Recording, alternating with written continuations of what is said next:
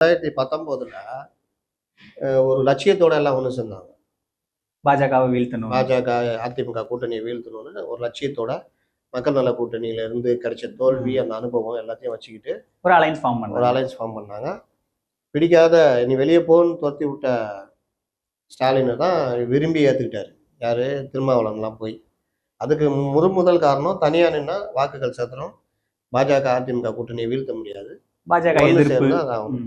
ஒரு லட்சத்தோட ஒன்று சேரும்போது கேட்டவங்களாம் கேட்ட சீட்டு உனக்கு எவ்வளோ? 2 ஓகே, நீ 2 நான் 10 வச்சுக்கோ இப்படிலாம் கொடுத்தாங்க. இன்னும் ஜெயிச்ச உடனே 2021 அதே இதோட ஜாலியாக போனாங்க.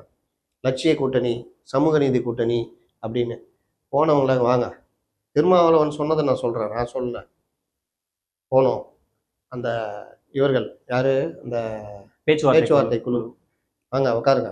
அப்படியே சைடு கதவு திறந்து உள்ளே போங்க. உள்ளே போனால் ஆதவ் அர்ஜுன் மாப்பிள்ளை எல்லாம் உட்காந்துருக்காங்க. நான் பேச்சுவார்த்தைக்கு போனேன். 6 சீட்டுனாங்க.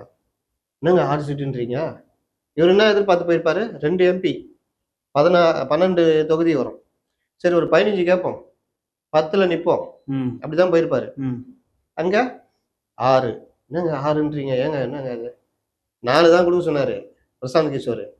எங்களுக்கு தான் சங்கடமா இருக்குது, அதனால 6.